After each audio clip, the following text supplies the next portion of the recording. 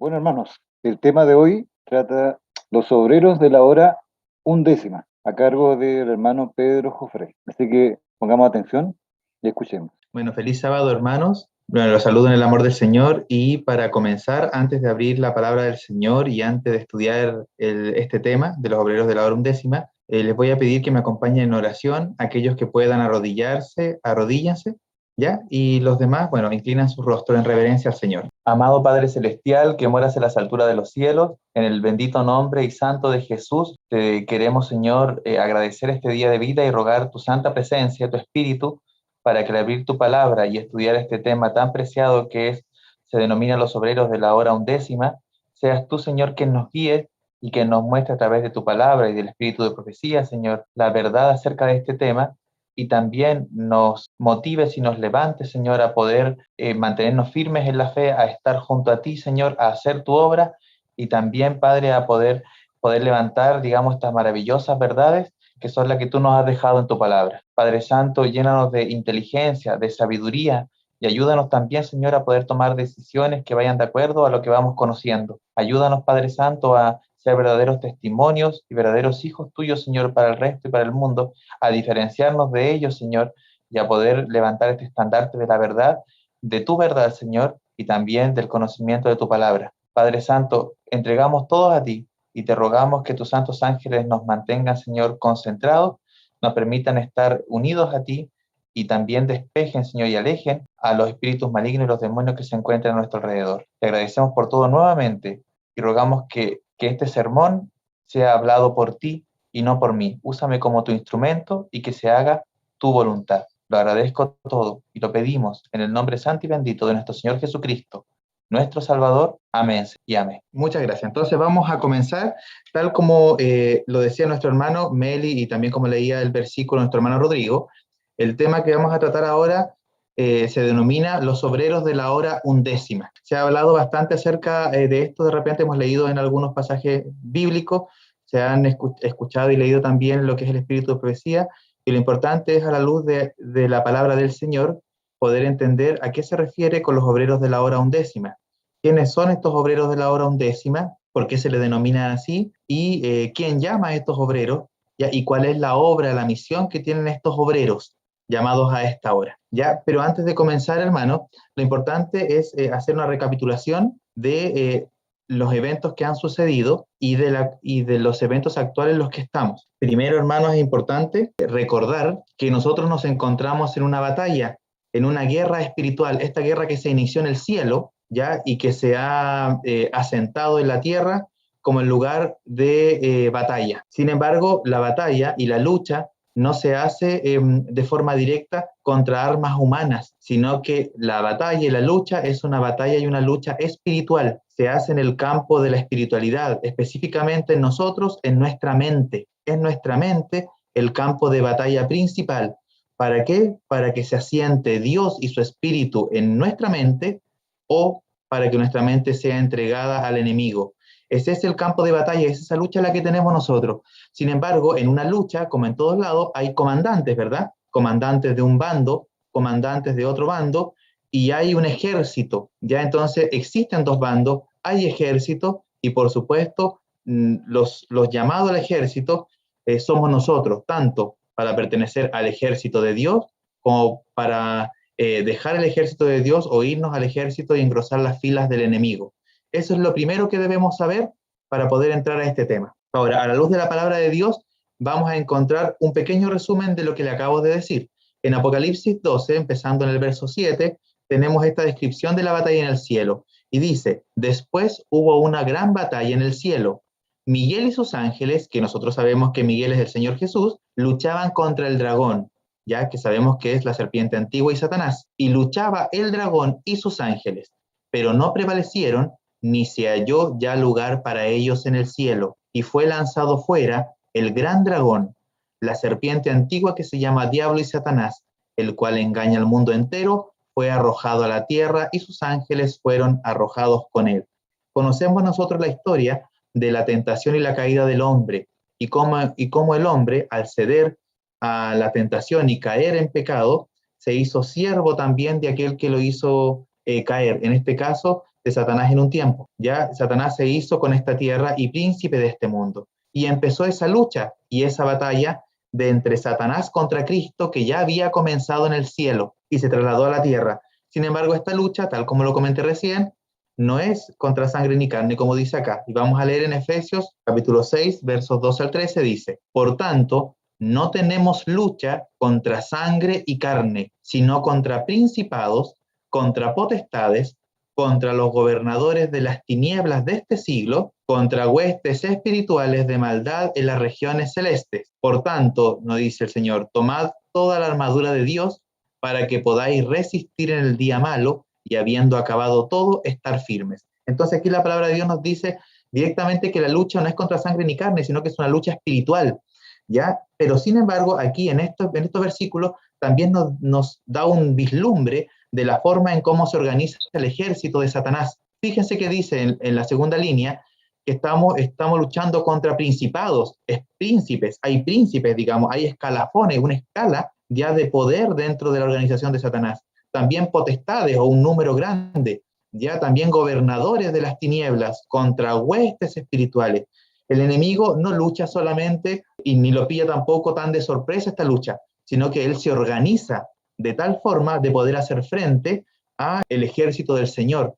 Ahora, la forma de organizarse que tiene Lucifer no es una forma al azar, sino que recordemos que él estaba como parte principal también del conocimiento del gobierno de Dios, por lo tanto sabe cómo se organizaban las huestes en el cielo, y como ustedes saben, siempre es una copia de lo que el Señor tiene. Por lo tanto, también se organizan, hay ángeles ya caídos, que en este caso son demonios de alto rango, hay otros de menores rango, y así hacia abajo. Y cada uno tiene una función distinta, así como se organizan las instituciones en el mundo, con un presidente, con ministros, y de ahí va bajando la escala, tiene una misma distribución, digamos, el enemigo. Sin embargo, esta lucha es espiritual, ¿ya? Cuando nosotros decimos, acerquémonos al Señor, estudiemos su palabra, oremos, tratemos de colocar de nuestra voluntad, coloquemos nuestra voluntad para que el Señor haga la transformación en nosotros, nosotros nos enfrentamos a un sinnúmero de luchas. Por ejemplo, cuando conocemos el régimen pro salud, nos enfrentamos a los gustos que nosotros tenemos, a los gustos que nosotros llevamos arraigados desde la niñez hasta el día de hoy, y tenemos una lucha. Cuando queremos, no sé, comer más saludable, tomar más agua. Si queremos tomar más agua, hay algunos que están acostumbrados a tomar otros líquidos y no agua. ¿Contra quién es la lucha? ¿Contra el agua? ¿Contra los que nos cobran el agua? ¿Contra los ríos que traen el agua? No, sino que la lucha de beber más agua o no tiene que ver con nosotros mismos. Y esa lucha es mental y espiritual. Conozco la verdad, conozco los beneficios que tiene, sé que me hace bien. Ahora viene la decisión. ¿Consumo más agua? Independiente que a lo mejor el sabor no sea tan dulce como lo que yo estoy acostumbrado a consumir, o no lo hago. Y esa es la lucha espiritual. O el Señor se posiciona de mi mente y me ayuda, y yo le doy el espacio y me ayuda a Él a vencer, o simplemente yo desisto y es el enemigo el que se posiciona de mi mente, y en el fondo me voy hacia un lugar distinto que el Señor no quiere. Esa es la lucha, y no tan solo en este ejemplo que le di de alimentos, sino que en todo lo que concierne al Señor. ¿Ya? Entonces, hermanos, esta es una lucha feroz y es una lucha tremenda, pero nosotros luchamos, ¿ya? Primero contra nosotros mismos, pero no podemos vencer si no es con el poder de Dios. Así que esta lucha es espiritual. Y aquí lo veo, una gráfica, un dibujo, digamos, de una lucha entre el dragón y Miguel. Pero sin embargo, acá tenemos un contraste. Tenemos a un pastor y a sus ovejas. ¿Cómo podemos unir entonces todo lo que sucedió, esta batalla, esta rivalidad, y lo podemos asemejar a lo que es un pastor con sus ovejas? Bueno, eso vamos a ir viendo ahora y vamos a ahondar de quiénes son las ovejas más allá, quiénes forman parte de este redil, quién es el pastor de las ovejas y cómo se va a hacer este llamado también final, que es el clamor final que tiene el Señor para con este mundo. Pero vamos a entrar al estudio de la palabra de Dios, donde dice: volvió pues Jesús a decirles, de cierto os digo, yo soy la puerta de las ovejas, en la palabra de la oveja. Dice, yo soy la puerta, el que por mí entrare será salvo, y entrará y saldrá y hallará pastos. También dice acá la palabra del Señor, tengo otras ovejas que no son de este redil, aquellas también debo traer, y oirán mi voz, y habrá un rebaño y un pastor. Si ustedes se fijan, el Señor Jesús siempre enseñaba de acuerdo a la realidad en donde estaba enseñando, de la realidad local. El pueblo de Israel se caracterizaba porque era cuidador y pastoreaba ovejas y animales y criaban animales. Entonces, la educación que les daba el Señor para que pudiesen entender las verdades espirituales era de acuerdo a lo que ellos realizaban. Dice que Él tiene ovejas a las cuales llama y forman parte de su redil. Él tiene su redil ya tiene sus ovejas. Él es el pastor que pastorea, tiene sus ovejas. Sin embargo, Él dice que tiene ovejas de Él que se encuentran en otros rediles, ¿ya? O en otros rebaños, pero esas ovejas que se encuentran en otros rebaños también van a pertenecer a su rebaño y las va a llamar. Ahora uno dice, ¡oh, qué lindo, qué hermoso lo que dice el Señor, qué educativo! Sin embargo, hay algunas cosas que son interesantes de poder ver, como por ejemplo que Él llama a las ovejas a sus ovejas que están en otros rediles. Ustedes saben que las ovejas escuchan la voz de su pastor. Estamos hablando de las ovejas literales, y asimismo el Señor, como se hace llamar el pastor, los que escuchan su palabra escucharán también su voz. Veamos acá, hermanos, un pequeño ejemplo de un video, ya en donde hay un llamado que se les hace a las ovejas, y ver cómo también el pastor hace ese llamado. Observen un poco.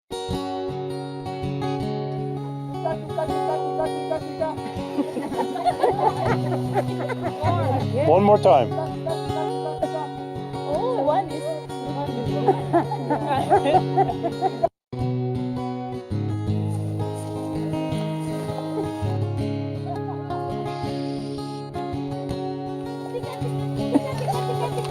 Louder. Tika, tika, tika, tika. Tika, tika, tika, tika. Tika, tika.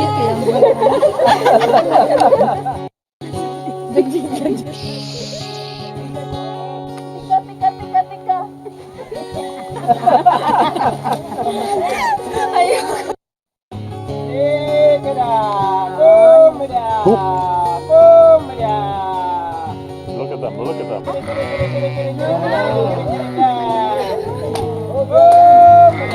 That's amazing. Isn't that amazing? They are coming. Oh my God. Oh my God. I can't believe it. Oh my God. They still heard the voice. Oh my God. This is amazing. One more. This scared them. Yeah, you just made them go away. Oh my God. Was that cool or what? Oh my God. You will never have the same again. Oh my God. Bueno, hermanos, pudieron ver ahí en este video que graficaba cómo las ovejas escuchan la voz de su pastor, como vieron varios que llamaban a sus ovejas, pero las ovejas no escuchaban la voz, a no ser que sea la voz, a no ser que escuche la voz de su pastor, como yo decía. Por lo tanto, el Señor dice que Él es el pastor, las ovejas, por supuesto, son los que escuchan su voz, ¿ya? Y Él tiene ovejas también, como decíamos, en otros rediles, en otros lugares. Ya vamos a entrar en eso. El Señor Jesús, recordemos, que es el camino, es la verdad y es la vida. Ya dice el Señor que nadie viene al Padre si no es por mí, es decir, por Él.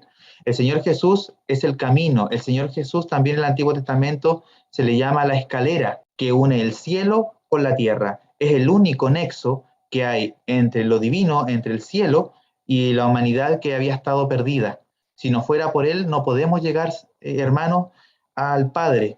Por lo tanto, no nos engañemos y no busquemos otros caminos. El único camino es el Señor Jesús y el único pastor es el Señor Jesús. Si nosotros queremos seguirlo a Él, entonces escuchemos su palabra y al igual como vimos en las ovejas recién, vamos a ir a nuestro pastor. Ahora, eso también se grafica, verdades espirituales, en lo que son algunas parábolas que el Señor Jesús dio. Específicamente hay una que se llama los obreros de la viña o la viña, ¿ya?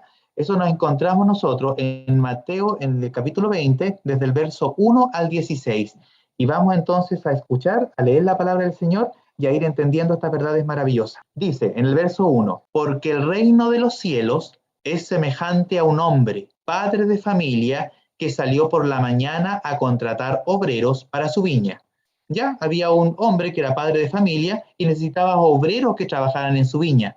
Ya salió de temprano en la mañana a contratar obreros para su viña. Dice, y habiendo convenido con los obreros en 1 denario al día, los envió a su viña. Sepamos, hermanos, que 1 denario representaba el sueldo ya que se le pagaba a una persona por 1 día de trabajo. Entonces el padre salió en la mañana, fue a buscar obreros a primera hora y les dijo, mira, si trabajas en mi viña el día entero, yo te voy a pagar el sueldo de 1 día entero, ¿ya? Y ahí estaríamos ok con la primera parte. Sin embargo, dice, saliendo cerca de la hora tercera del día, vio a otros que estaban en la plaza desocupados y les dijo, id también vosotros a mi viña y os daré lo que sea justo.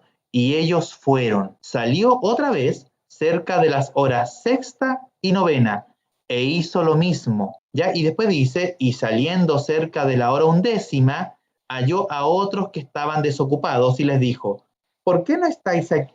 ¿Por qué estáis aquí todo el día desocupados? Y le dijeron, porque nadie nos ha contratado. Él les dijo, id también vosotros a la viña y recibiréis lo que sea justo. Hermano, entendamos lo siguiente, salió un padre de familia, fue a buscar obreros para su viña, salió a primera hora de la mañana, entendamos que eso es aproximadamente a las 6 de la mañana, a primera hora, salió a las 6 de la mañana, encontró a unos obreros y les dijo, miren, trabajen conmigo todo el día y yo les voy a pagar el salario de 1 día, es decir, 1 denario.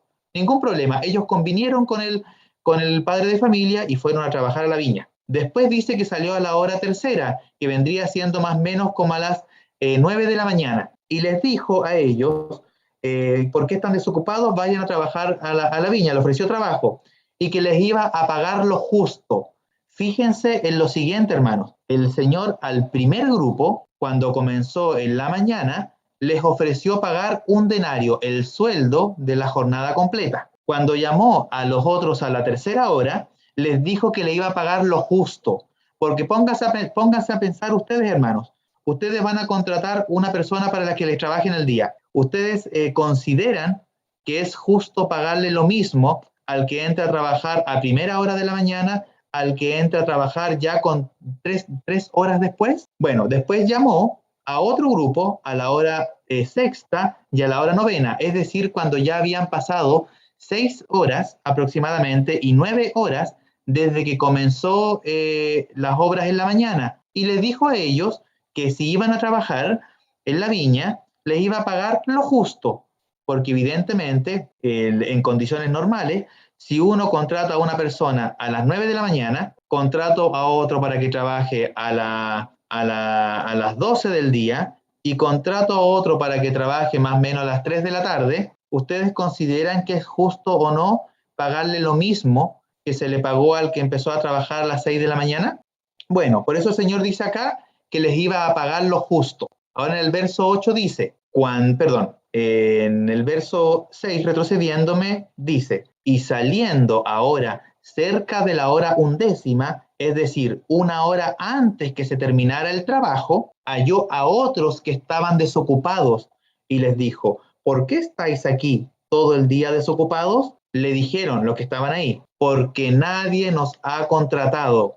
Y él les dijo, id también vosotros a la viña y recibiréis lo que sea justo. Ya, entonces a todos ellos, salvo los de la primera hora, les dijo que le iba a pagar lo que era justo. Algunos entraron a la primera hora, otros entraron a la tercera hora, otros entraron a las horas sexta, otros entraron a trabajar a la hora novena, y ellos entraron a trabajar 1 hora antes que se terminaran las labores del trabajo del día. Después dice, cuando llegó la noche, ya, el señor de la viña dijo a su mayordomo, llama a los obreros y págales el jornal. Es decir, llama a los obreros, a todos, y págales su sueldo. Comenzando, dice, desde los postreros hasta los primeros. Es interesante, hermano, ver acá que el Señor comenzó pagando a quienes primero, a los que trabajaron al último. Es decir, aquellos que trabajaron 1 hora, fue los primeros que recibieron su paga. Cuando nosotros lo vemos en ojos humanos,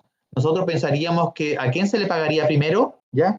A los que trabajaron desde temprano, porque están cansados, porque están fatigados, porque estuvieron todo el día trabajando, porque si les damos el pago a ellos, bueno, ellos reciben su pago y se van a sus hogares. Es decir, es parte del trabajo que han realizado. Sin embargo, acá, en esta parábola, ya el Señor dice que se les comenzó pagando primero a los postreros, a los que trabajaron 1 hora, a los de la hora 1/10, a la de la hora número 11, antes que se terminara en la jornada de trabajo en la hora número 12. Entonces a ellos les pagó primero. Y dice, y al venir los que habían ido cerca de la hora 1/10, recibieron cada uno 1 denario. ¿Cuánto recibieron, hermanos? 1 denario. ¿Cuánto es 1 denario según lo que yo les dije recién? Era el sueldo de un día. Es decir, estos que trabajaron 1 hora recibieron el sueldo de un día de trabajo. Y dice, verso 10, al venir también los primeros, pensaron que habían de recibir más. Claro, porque si los que trabajaron 1 hora recibieron el sueldo de un día, ellos que trabajaron desde las primeras horas dijeron, bueno, entonces nosotros vamos a recibir mucho más, ¿ya? Dice, pero también ellos recibieron cada uno 1 denario. Y al recibirlo, murmuraban contra el padre de familia, diciendo, estos postreros, estos que entraron al último, han trabajado 1 sola hora y los has hecho iguales a nosotros, que hemos soportado la carga y el calor del día. Él respondió, el padre de familia, el que los contrató, él respondiendo dijo a uno de ellos, amigo, no te hago agravio, es decir, no te estoy estafando, no te estoy engañando, no te estoy dañando. ¿No conviniste conmigo en 1 denario?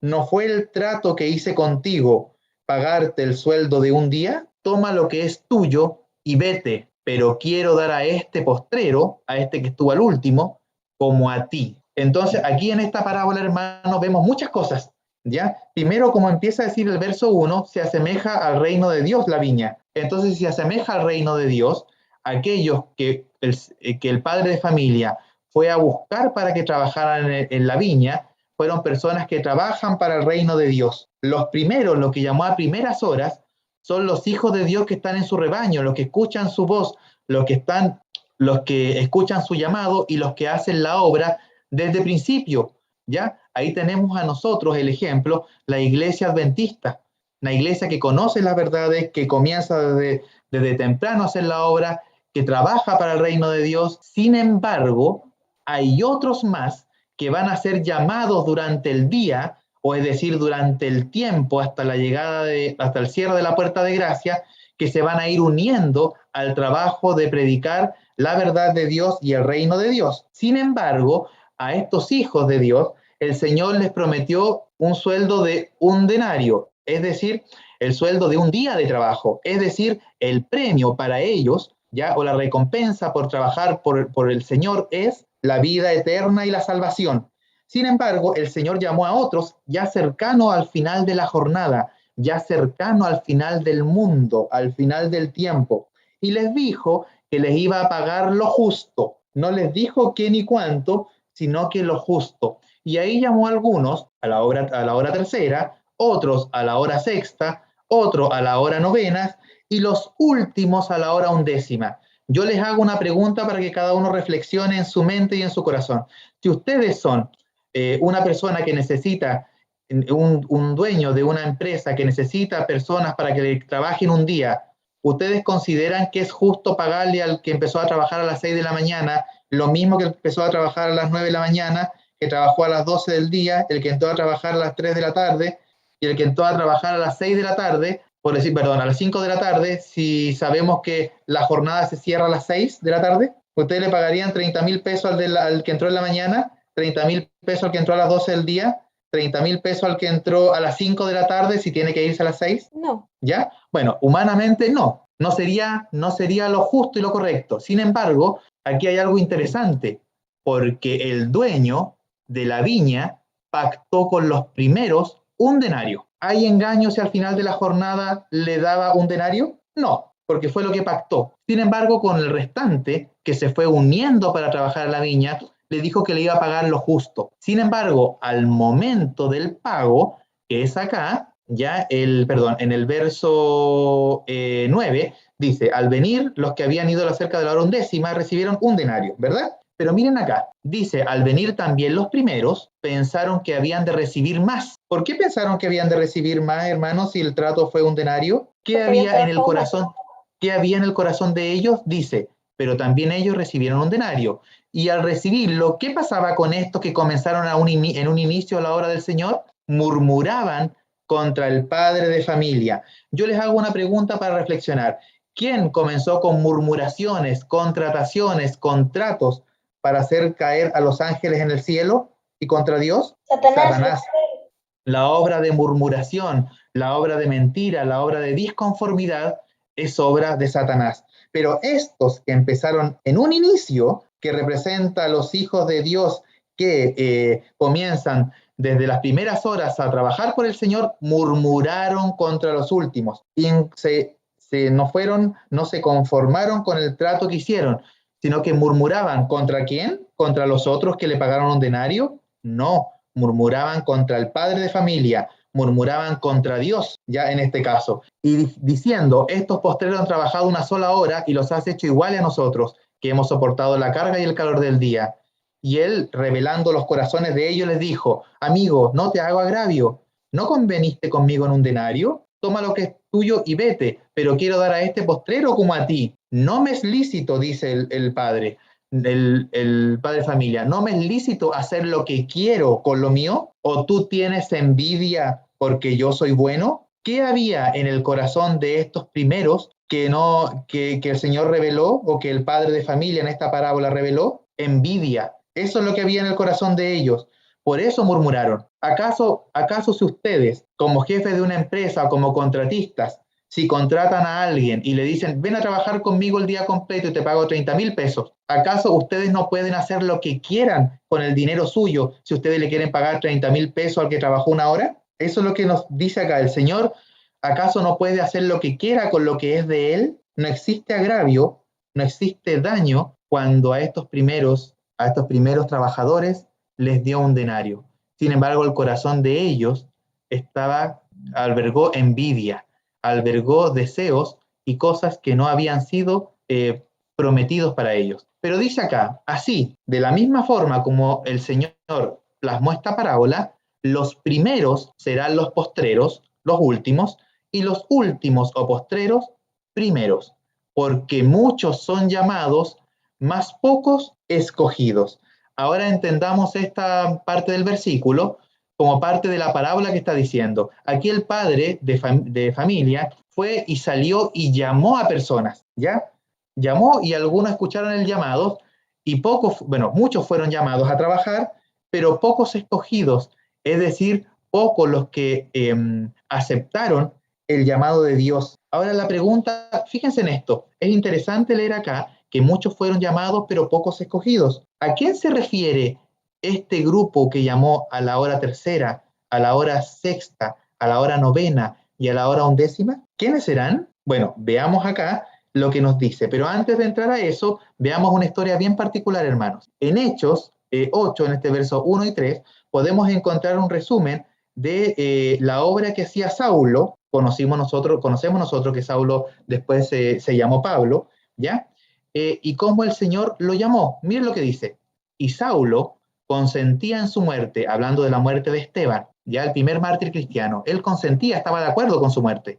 En aquel día hubo una gran persecución contra la iglesia que estaba en Jerusalén, y todos fueron esparcidos por las tierras de Judea y de Samaria, salvo los apóstoles. Y Saulo asolaba a la iglesia, y entrando casa por casa, arrastraba a hombres y a mujeres, y los entregaba en la cárcel. Este hombre, Saulo, que nosotros después conocemos como Pablo, ya, él convencido de que lo que se había levantado con Jesús y sus discípulos era una secta, él iba a destruir esa secta, a destruir a ese hombre, Jesús con sus discípulos, a destruir a este sectario, es decir, a este que apostató de la iglesia verdadera, digamos, de los judíos, y salió y formó otra iglesia, iba a destruirlo. Este hombre, sin saberlo, pensando que servía al Señor, ¿a quién estaba sirviendo verdaderamente? Al enemigo. estaba sirviendo al enemigo. ¿Por qué? ¿Por qué sabemos eso? Porque después el Señor, porque mire bien lo que dice acá, que él perseguía a la iglesia, asolaba a la iglesia en el verso 3, ¿ya? Y entraba a las casas, casa por casa, arrastraba a los hombres y lo entregaba a la cárcel. Eso hacía. Sin embargo, veamos lo que sucede acá, cuando el Señor llama a Pablo, dice, mas yendo por el camino, aconteció que al llegar cerca de Damasco, repentinamente le rodeó un resplandor de luz del cielo, y cayendo en tierra, oyó una voz que le decía, Saulo, Saulo, ¿por qué me persigues? ¿A quién estaba persiguiendo la iglesia? ¿A quién estaba persiguiendo Saulo recién? Me voy a retroceder para que lo leamos. Verso 3, Saulo asolaba a la iglesia. Saulo perseguía a la iglesia. Y el Señor le dice, ¿por qué me persigues? Entonces Saulo respondió, él dijo, ¿quién eres, Señor? Y le dijo, yo soy Jesús, a quien tú persigues. Dura cosa te es dar coces contra el aguijón. Él, temblando y temeroso, dijo, Señor, ¿qué quieres que yo haga? Y el Señor le dijo, levántate y entra en la ciudad y se te dirá lo que debes hacer. Es decir, Saulo estaba convencido de que la obra que estaba haciendo él era ¿para quién? Para el Señor. Él estaba convencido de que su obra que estaba haciendo es para el Señor. ¿Pero estaba haciendo realmente una obra para el Señor? No, sino que él estaba así convencido, pero no estaba haciendo una obra para el Señor. El Señor lo llamó y tuvo una experiencia con el Señor Saulo y fue convertido. Y sabemos nosotros lo que sucedió acá. Estuvo 3 días ciego y después uno de los cristianos enviado por el Señor fue el que le dio la vista, ¿verdad? Y ahí se convirtió en Pablo, es decir, el apóstol de los gentiles, el apóstol que llevó el mensaje ¿a dónde? A todos los pueblos fuera también de Israel, pero también a todos los gentiles en ese entonces. Pero veamos lo que dice acá el relato. Dice, había entonces en Damasco un discípulo llamado Ananías, a quien el Señor dijo en visión, Ananías, y él respondió, heme aquí, Señor. Y el Señor le dijo, levántate y ve a la calle que se llama derecha y busca en casa de Judas a uno llamado Saulo de Tarso, porque he aquí, él ora y ha visto en visión a un varón llamado Ananías que entra y le pone las manos encima para que recobre la vista. Entonces Ananías respondió, Señor, he oído de muchos acerca de este hombre, cuántos males ha hecho a tus santos en Jerusalén, y aún aquí tiene autoridad de los principales sacerdotes para prender a todos los que invocan tu nombre. El Señor le dijo, ve, porque instrumento escogido me es este, para llevar mi nombre en presencia de los gentiles y de reyes y de los hijos de Israel. Es decir, Ananías le dijo, Señor, pero no pudiste haber elegido mejor uno mejor que este. Este persigue a la iglesia, este viene a buscar a los hijos que te alaban, que hacen tu misión. Y tú elegiste a este, ¿por qué no te eliges a otro? Entonces el Señor, ¿qué le dijo? Ve, es decir, calla y haz lo que yo te estoy enviando, porque instrumento escogido me es este. ¿Recuerdan lo que dijo el Señor en la parábola que leímos de la hora undécima, de los obreros? ¿Qué le dijo? Muchos serán llamados, mas pocos los escogidos. Pablo fue un escogido. Ahora fíjense en este detalle. Si fue un escogido, ¿para qué fue escogido este? Dice, para llevar mi nombre en presencia ¿de quién? De los gentiles y de reyes y de los hijos de Israel, es decir, de todo el mundo en definitiva.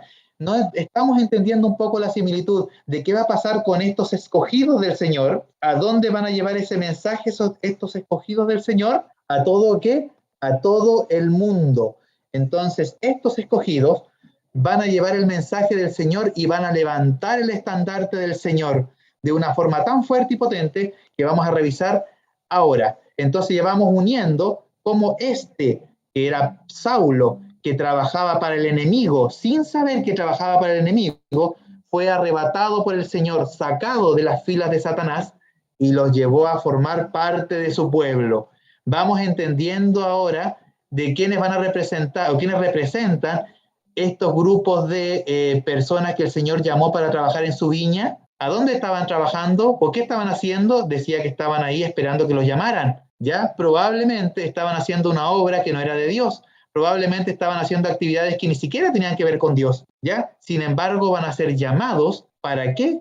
para engrosar las filas de Dios y entreguen este mensaje a otros, ¿ya? Vamos a ver también la similitud de por qué el Señor llamó a la tercera, a la sexta, a la novena, a la undécima, en este caso hora, y no se quedó solo con los que llamó en la primera hora. Por lo tanto, tenemos varias consideraciones en esta parábola. Uno, la invitación que hace a terminar la obra, porque fue a buscar personas para que trabajaran en su viña, y su viña era el reino de Dios. Dos, también considera a obreros, que terminarán su obra. Primero invita, y después, por supuesto, también considera a aquellos que van a terminar la obra, ¿ya? Y tercero, también incluye o considera en esta parábola la recompensa, un denario para los que entraron al principio, y lo justo para los que fueron llamados después. Entonces hay varias consideraciones que debemos tener en cuenta nosotros cuando leemos esta parábola. Ahora, hermanos, yo le aviso y les digo que esta parábola no es solo una parábola, sino que también es una profecía de lo que el Señor realizará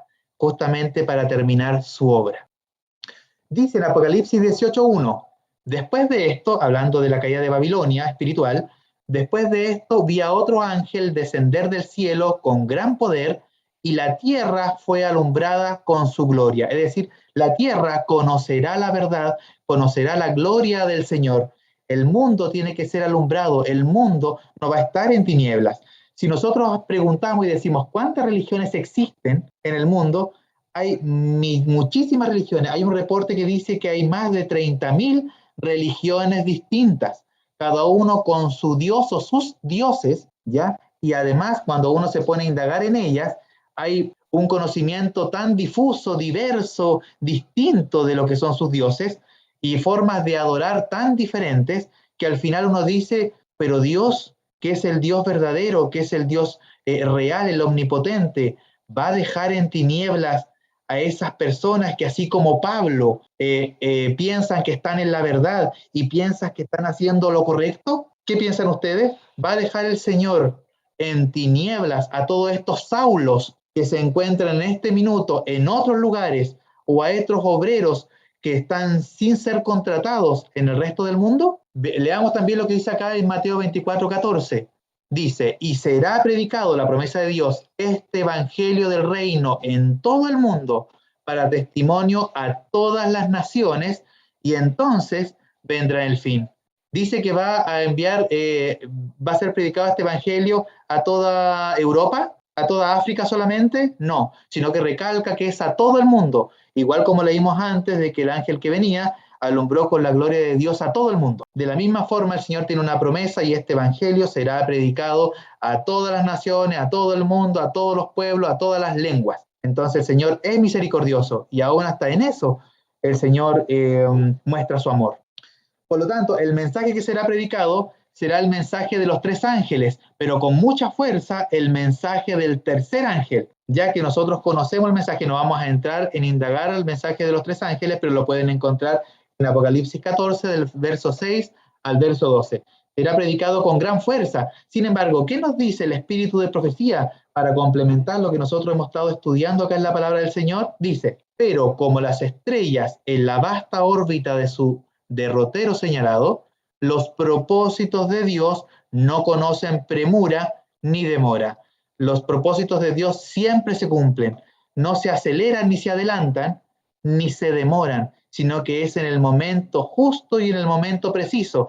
Así como le dijo a Ananías, instrumento escogido me es este, Pablo, a que tú ves de forma exterior, ya el Señor tiene muchos instrumentos más, así como Pablo, que van a levantar el estandarte y la voz de Dios, y que van a ser llamados en el momento preciso, a la tercera, a la sexta, a la novena, o a la undécima hora. También se nos dice, en el Espíritu de Profecía, habrá muchos que saldrán de las filas del mundo, de las diferentes iglesias, aún de la Iglesia Católica, cuyo celo excederá en mucho a los de los que han estado hasta ahora en las filas para proclamar la verdad. Por esta razón, los obreros de la hora undécima recibirán su denario o su pago, igual que los otros. Estos verán la aproximación de la batalla y darán a la trompeta un sonido cierto. ¿Quiénes van a dar un sonido cierto entonces? ¿Quiénes se van a levantar con un mayor celo que que los que profesa el pueblo de Dios hoy en día? Los obreros de la hora undécima. ¿Y quiénes son ellos? Le damos la primera fila. Los que saldrán de las filas del mundo, los que están en diferentes iglesias. Ellos forman parte de los obreros de la hora undécima. No, lamentablemente, hermanos, el pueblo que ahora profesa el nombre de Dios, pero que vamos a ver más adelante que se encuentra en la tibieza. Dice también, cuando la crisis esté sobre nosotros, cuando venga el tiempo de la calamidad, ellos avanzarán para ocupar la vanguardia, la delantera. Se ceñirán la armadura completa de Dios y exaltarán su ley. Se adherirán a la fe de Jesús y sostendrán la causa de la libertad religiosa que los reformadores defendieron con arduo trabajo y por la cual sacrificaron sus vidas. Estos obreros que vendrán siendo llamados al final del tiempo, ellos son los que se van a ceñir con la armadura completa de Dios, ¿ya? Y exaltarán su ley, se darán cuenta de la verdad de Dios, van a levantar la ley de Dios, ya van a profesar la fe de Jesús y van a vivir en concordancia con la ley de Dios y van a proteger, ¿qué cosa? La libertad religiosa, que va a estar amenazada y que ya está siendo amenazada, ya, y que por supuesto va a ser pisoteada. Nos dice también, recordemos esto, lo que yo les decía recién, Apocalipsis 3, 15, 16, hablando de la iglesia de la Odisea. Recordemos que la iglesia de la Odisea es el pueblo de Dios que profesa los mandamientos y la verdad del Señor, es decir, el pueblo adventista. ¿Y qué dice del pueblo adventista? Yo conozco tus obras, que ni eres frío ni caliente. Ojalá fueses frío o caliente, pero por cuanto eres tibio y no frío ni caliente, te vomitaré de mi boca. Yo les pregunto, cuando el Señor llamó a Saulo, ¿Saulo era frío o caliente? Era caliente, ¿verdad? Exactamente, era caliente. ¿En qué cosa? En lo que él creía que era la verdad y la protegía con un celo enorme. Y cuando fue llamado y fue sacado de las filas del enemigo a engrosar las filas de Dios, ¿con qué celo lo hizo? Con un celo más grande incluso de los mismos que estaban profesando el nombre de Dios, de los cristianos, de los discípulos de Dios.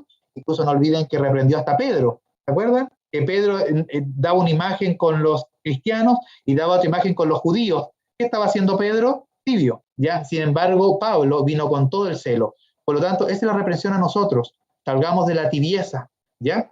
Dice también el Espíritu Profecía, muchos serán vistos corriendo de aquí para allá, impulsados por el Espíritu de Dios para llevar la luz a otros. La verdad, la palabra de Dios es como fuego en sus huesos y los llena con un deseo ardiente de iluminar a los que están en tinieblas. Muchos, aún entre los indoctos, los que no conocen la verdad, o no son tan letrados, ahora proclaman las palabras del Señor. Muchos que para ojo humano no podría decir, no, este es ignorante, este no sabe nada, muchos de ellos proclaman la palabra del Señor. Y dice, los niños son impulsados por el Espíritu para ir y declarar el mensaje del cielo. El Espíritu se derrama sobre todos los que cedan a sus indicaciones y arrojando de lado toda maquinaria humana, sus reglas limitativas y métodos cautelosos, declararán la verdad con el poder del Espíritu. Multitudes recibirán la fe y se unirán a los ejércitos del Señor. Muchos, escuchando la verdad, van a ser tocados por el Espíritu de Dios, van a recibir la fe con gozo y alegría y van a engrosar las filas del ejército de Dios. Pero continuemos. También en la Review and Herald, el Espíritu Profecía nos dice, ¿quiénes son los obreros que se mencionan en Mateo 21? Si ustedes se fijan, Mateo 20 es la parábola que vimos ya de los obreros de la viña, ¿verdad? Y en el verso 1 habla de los primeros que llamó, ¿ya? Porque primero llamó a los obreros y después llamó a la hora tercera, a la hora sexta, a la hora novena y a la undécima. Entonces lo que pregunta acá es, ¿quiénes son los obreros que se mencionan en Mateo 21, los que le iba a pagar un denario y los que reclamaron al final? Los obreros del maestro eran sus siervos oficiales, sobre los cuales había puesto el peso de la responsabilidad de hacer su obra.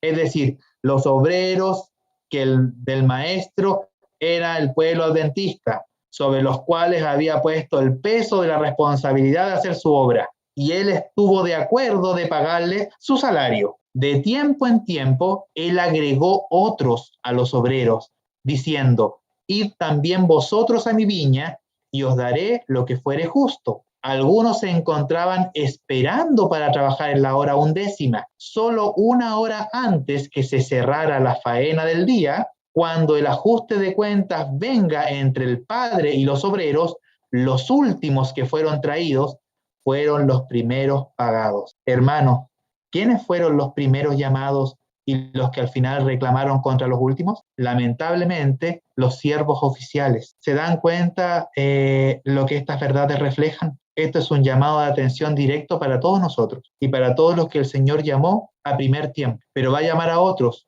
que van a venir con más celo, así como llamó a Saulo, ¿ya? Sin embargo, eso no significa que todos los que llamó forman parte de sus siervos oficiales son los que van a murmurar, sino que el Señor nos llama a salir de la tibieza para hacer su obra, al igual que los que va a llamar al final del tiempo. Pero continúa, aquí en manuscritos número 64 del año 1898, dice: en la hora 11, Dios reunirá una compañía fuera del mundo para servirle a Él. Va a haber un ministerio convertido. Aquellos a quienes han tenido privilegios y oportunidades de ser inteligentes en relación a la verdad, y sin embargo continúan oponiéndose a la obra que Dios quiere hacer, serán vomitados. ¿Se acuerdan en Apocalipsis qué es lo que iba a vomitar el Señor? ¿A quiénes? En Apocalipsis 3, cuando hablaba de la Odisea, a los tibios. Es decir, a los tibios el Señor va a vomitar de su boca. Y miren lo que dice acá. Dice, para volver a leer, aquellos a quienes han tenido privilegios y oportunidades de ser inteligentes en relación de la verdad, y sin embargo continúan oponiéndose, es decir, siendo tibios a la obra que Dios quiere hacer, serán vomitados, pues no acepta el servicio de ningún hombre cuyos intereses estén divididos. O eres de Dios o eres de Satanás. No puedes servir a dos señores. Él acepta todo el corazón o no acepta nada. Este es el estado final que el Señor llama a que sus siervos tengan con su ayuda y su poder, con el poder de Dios. Es decir, a que dejemos la tibieza, dejemos la conformidad y el confort, ¿ya? Lo estable, lo tranquilo, y por supuesto hagamos la obra que se nos ha llamado a hacer. También en La Voz de su Uso, capítulo 43 del Espíritu Profecía, dice: muchos que ahora son los más amargos oponentes de la verdad, como lo fue Saulo, actúan de acuerdo con sus honestas convicciones acerca del deber, pero ya verán la verdad y se convertirán en sus fervientes abogados. Los que tratan de ridiculizarlos ahora, los que manifiestan hacia ellos un espíritu de aspereza, caerán bajo la tentación y traerán reproche a la causa de Dios y causarán la pérdida de almas gracias a su indiscreción. Muchos que salen al campo como resultado del llamado hecho a la hora 11, presentarán la verdad de tal manera, mediante la gracia de Cristo,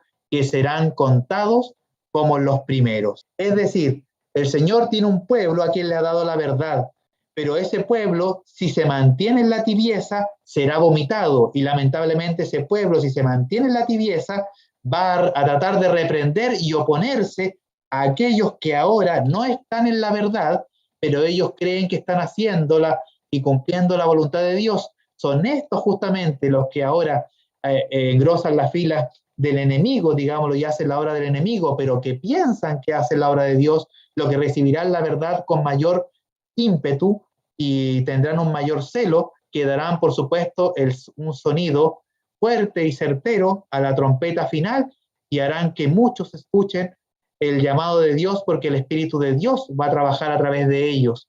Pero lamentablemente está este otro grupo que se les va a oponer, y este grupo que va a entorpecer y tratar de ridiculizarlo, lamentablemente son los tibios. Lamentablemente, hermanos, que pertenecen también actualmente al pueblo de Dios, pero que ahí engrosarán las filas del enemigo y no las filas del... El Espíritu también dice lo siguiente: en la hora 11, antes que se cierre la puerta de la gracia, habrá miles que encontrarán y reconocerán la verdad. Estas conversiones a la verdad se realizarán con una rapidez que sorprenderá a la iglesia, y únicamente el nombre de Dios será glorificado. O sea, aquí yo les tengo un texto porque dice que a la hora 11, por supuesto, muchos reconocerán la verdad y la transformación, las conversiones serán rápidas. y que se sorprenderá a la iglesia.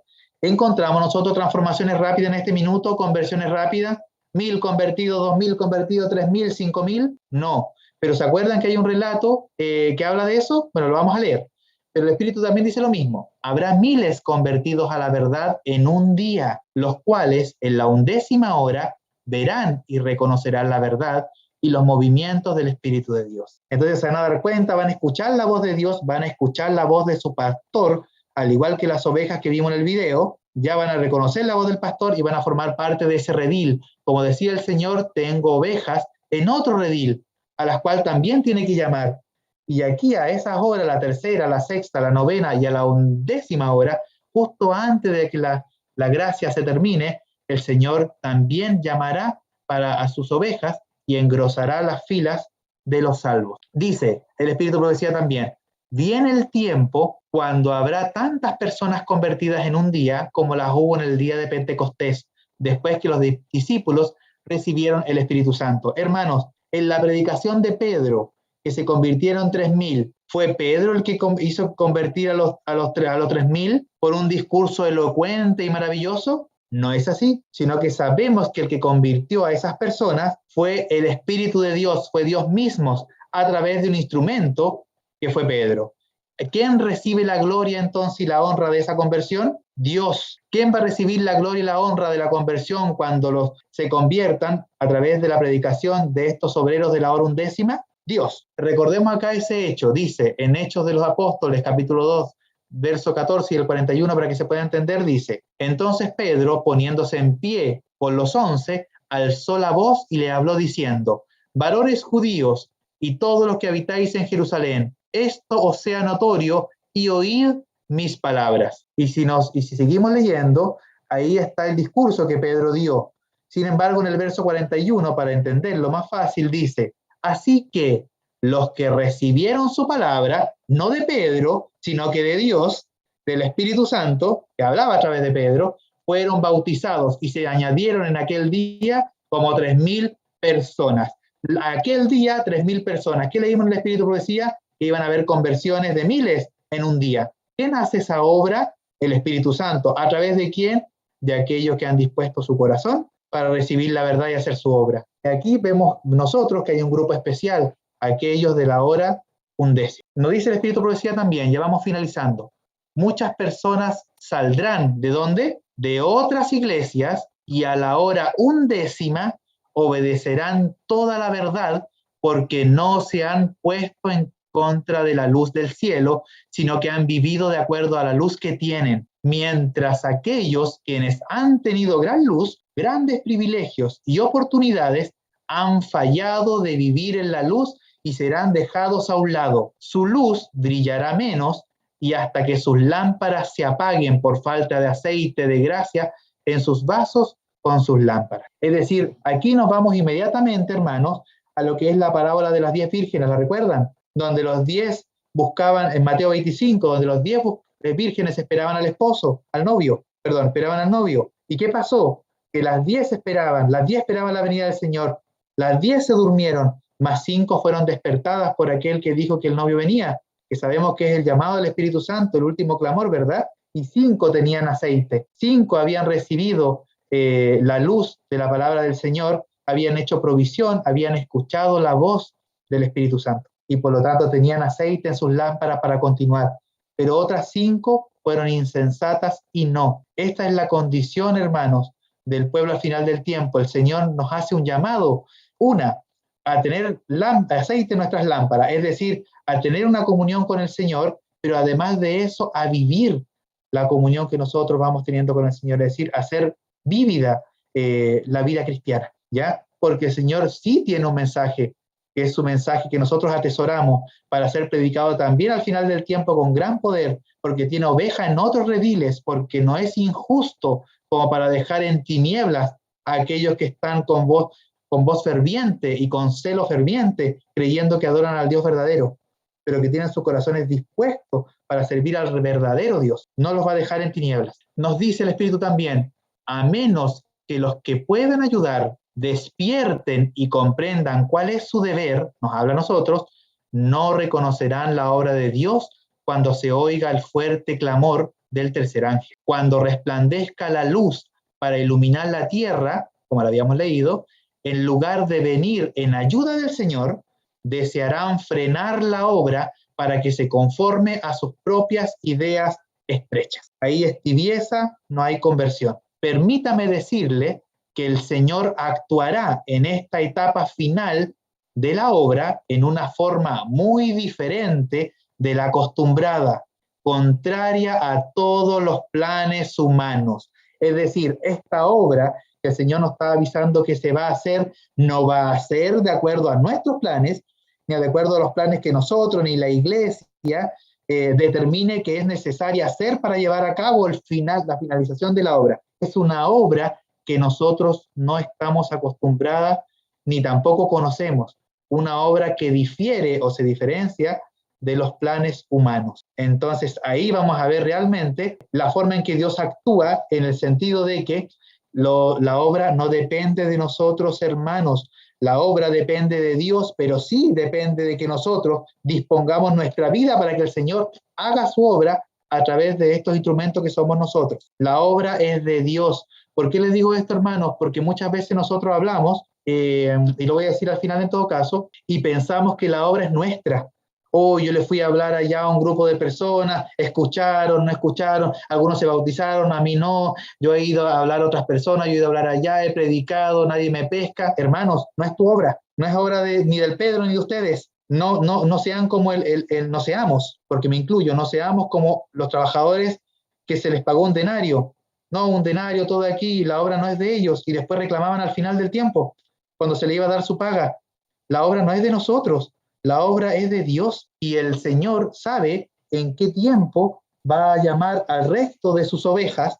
Cuando ellos escuchen su voz, no es porque van a escuchar de principio, sino porque ellos también tienen una convicción de un trabajo que el Espíritu de Dios ya ha hecho en la vida de ellos de distintas formas, y lo que va a hacer al final es que con esa obra de la hora undécima van a despertarse, van a dar cuenta de la verdad, y por supuesto van a engrosar las filas de Dios. Dice acá, el mal siervo dice en su corazón, mi Señor se tarda en venir. No dice que Cristo no vendrá, no se burla de la idea de su segunda venida, pero en su corazón y por sus acciones y palabras declara que la venida del Señor tarda. Destierra del ánimo ajeno la convicción de que el Señor va a venir prestamente. Su influencia induce a los hombres a una demora presuntuosa y negligente.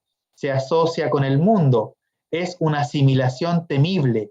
Juntamente con el mundo queda entrampado. Los tibios, no, si el Señor viene, sí, yo sé que va a venir, yo sé que el Señor Jesús viene en su segunda venida, yo sé, pero ha tardado un poquito, entonces, ¿para qué nos vamos a preparar tan rápido? No es necesario, igual tenemos cosas que hacer, igual, bueno, hay más tiempo. Ese siervo tibio es el peor, dice el Señor, porque es el que pone trampas, el que hace creer al resto de que, bueno, sí, el Señor viene, pero como Él no está haciendo las cosas como dice que hay que hacerlas, bueno, todavía tarda mi Señor. Son el peor, digamos, ejemplo para la obra del Señor, ¿ya? Porque se asocia, como dice acá al final, con el mundo y se asemeja al mundo. Y lamentablemente va a quedar entrampado en conjunto con el mundo. Dice, lo mismo que había dicho al principio del Espíritu Profecía, pero como las estrellas en la vasta órbita de su derrotero señalado, los propósitos de Dios no conocen premura ni demora.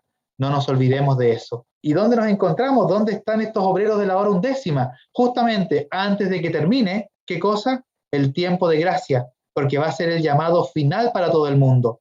¿Recuerdan esta imagen que le había puesto de línea de tiempo la vez anterior? Las trompetas. Bueno, aquí donde sale la estrella, se encuentran entonces los obreros de la hora undécima. Listo para predicar ese mensaje, listo para entregar este mensaje de la luz del mundo, para poder robar, para poder quitar, para poder sustraer hijos de Dios que en este minuto están engrosando las filas de Satanás, para que formen las filas del Señor. Ahí, hermanos, nos encontramos. Y tal como les decía recién, hermanos, así como la obra, como la parábola, perdón, de la semilla, ¿verdad? Que cae en distintos terrenos. Nosotros estamos llamados a entregar el mensaje.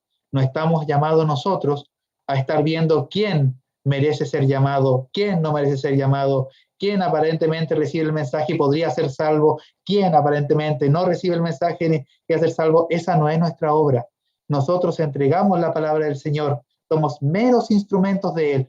Y así como en estos 4 cuadros que habla de dónde cayó la semilla, en la parábola, esta parábola del sembrador, ya representa a todo el pueblo. Y un repaso pequeño, el Señor tiró semilla y cayó junto al camino, y la comieron, ¿verdad? Estas aves. ¿Qué significa? Cuando alguno oye la palabra del reino y no la entiende, viene el malo y arrebata lo que fue sembrado en su corazón.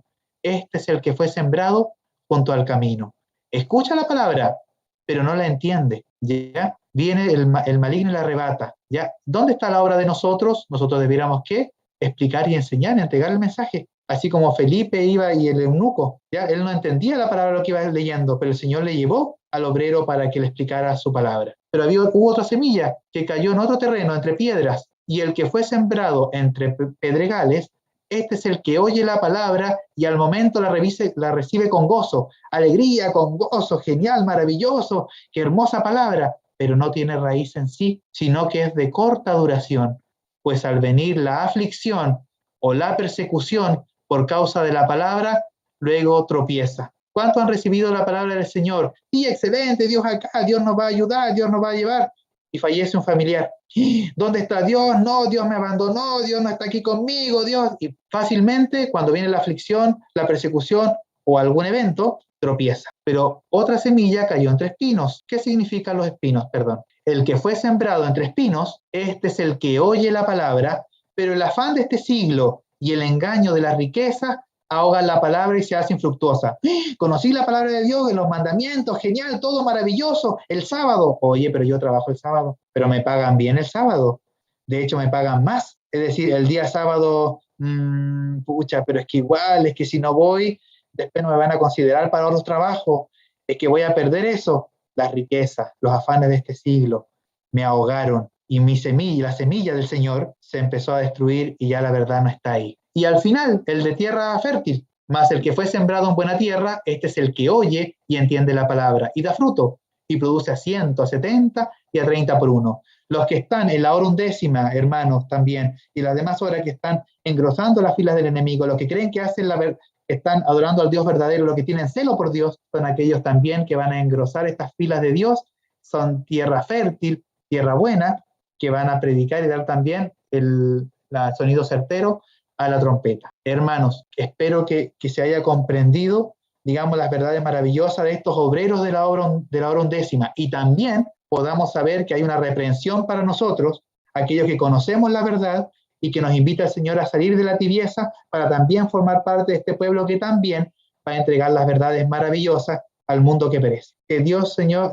nos bendiga, hermanos, a todos nosotros, que el Señor nos ayude a vencer en lo que todavía estamos débiles, pero tenemos tiempo. Sin embargo, tenemos que hacer una obra en nuestra vida, que el Señor tiene que hacerlo en nuestra vida, nosotros permitírsela y hacer una obra al resto del mundo que perece, ya que el Señor bendiga a todo su pueblo. Bueno, invitamos al hermano Pedro para que nos dirija en la oración. Bueno, hermanos, vamos a orar, al igual como lo hicimos, yo lo invito a ponerse de rodillas, a los que quieran, ya para poder elevar esta oración al Omnipotente. Amado Padre Celestial, que moras en las alturas de los cielos, bendito Dios Todopoderoso, te queremos dar las gracias infinitamente porque nos has permitido, en primer lugar, tener vida y ser creados, Señor, porque estuvimos en tu providencia, en tu mente, desde antes que nos formaras. Gracias por darnos, Señor, la oportunidad de estar vivos hoy, de poder estar compartiendo, Señor, tu palabra a través de estos sistemas en medio de estos tiempos que estamos viviendo. Te queremos rogar, Padre Santo, que tú nos des tu espíritu,